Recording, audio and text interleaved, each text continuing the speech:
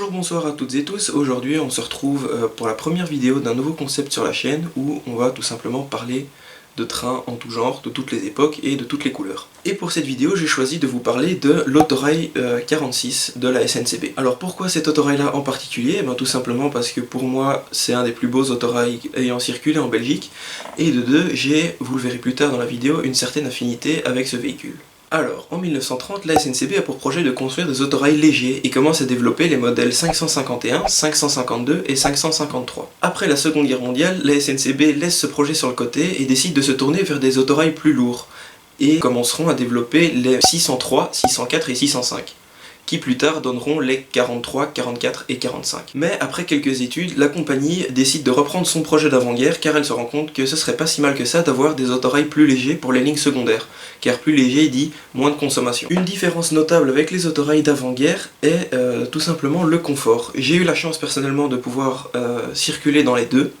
Eh bien, je peux vous dire que les autorails d'après-guerre type 46 sont beaucoup moins tape-cul que les 551 d'avant-guerre. Donc, les 551 ont donné ceci, les 552 ont été mutés en type 609.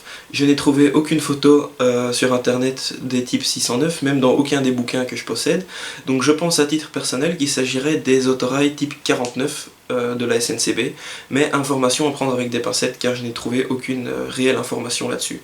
Si vous avez l'information quelque part, n'hésitez pas à le mettre dans les commentaires, je vous mettrai un message épinglé et ça fera plaisir à tout le monde. Et donc, pour finir, les 553 ont donné les types 46 dont nous parlons aujourd'hui. Alors, au niveau des caractéristiques, nous avons une longueur de 16,20 m pour une hauteur de 3,40 m, c'est un petit véhicule, mais qui reste quand même plus grand que les 551 d'avant-guerre dont nous parlerons peut-être dans une prochaine vidéo. Le poids du véhicule est de 23,5 tonnes, puis de 32,6 tonnes après rénovation. Il est composé d'une seule caisse, donc les passagers avaient une vue panoramique sur le paysage. Chose notable pour l'époque, ces trains étaient équipés de toilettes, ce qui n'était pas forcément chose courante. Les 10 premiers exemplaires ont été commandés en octobre 1949 à deux usines différentes, l'usine Reggiano pour la caisse en elle-même, donc le contenant, et aux usines Brossel pour la motorisation. Devant le succès de l'engin, la commande passe de 10 à 20 exemplaires et les autorails seront livrés entre juillet 1952 et janvier 1953.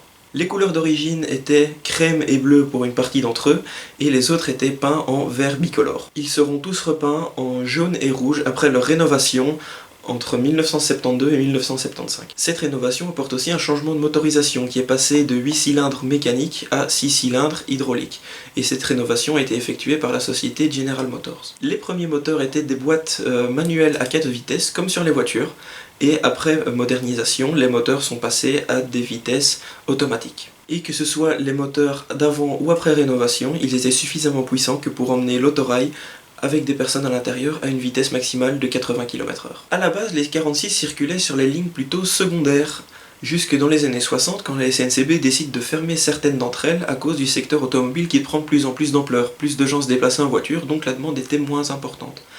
Donc ça ne servait à rien pour la SNCB de continuer à faire des frais d'entretien sur des lignes qui étaient de moins en moins utilisées.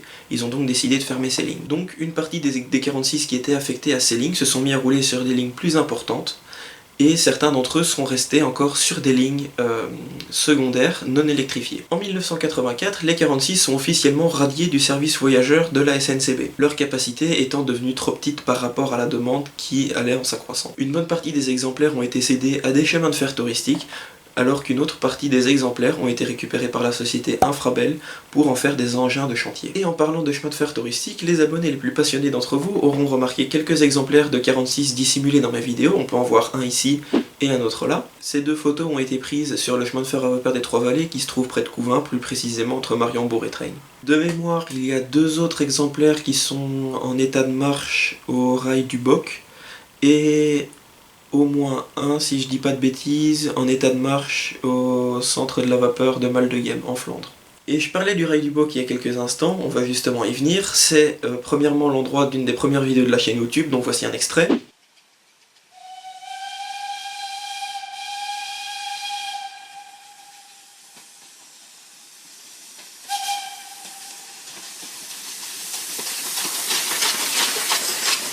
Filmé comme une sauce et la qualité est pas ouf. Et donc ce dont je parlais en début de vidéo, ma petite affinité avec le véhicule en question, se déroule justement au rail du Boc.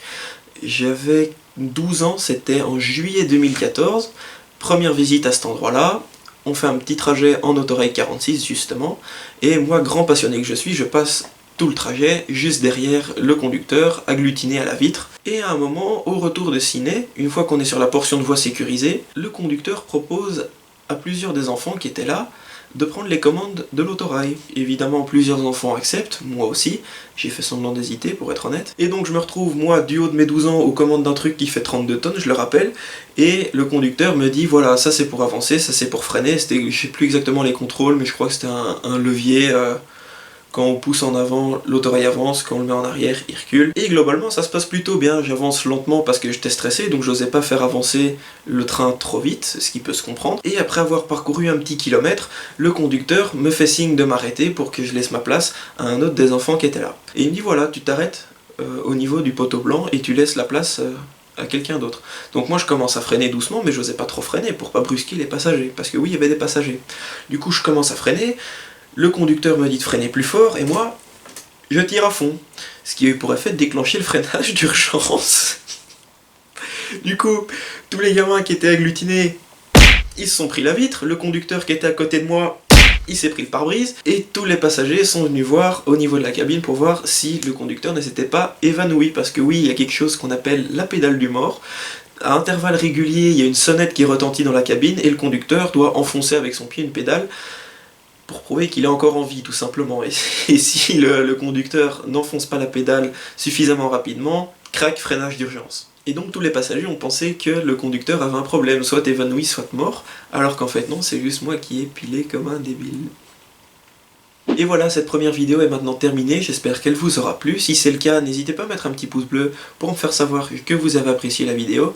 N'hésitez pas à mettre un petit commentaire pour dire ce que vous en avez pensé. Si vous avez une question ou l'autre ou vous voulez tout simplement voir des belles photos de train, vous pouvez vous rendre sur mon compte Instagram qui se trouve dans la description. Vous pouvez aussi faire un tour sur ma chaîne et abonnez-vous pour ne rien louper. Et moi je vous dis à la prochaine fois où nous parlerons d'un train quand même un petit peu plus moderne cette fois-ci.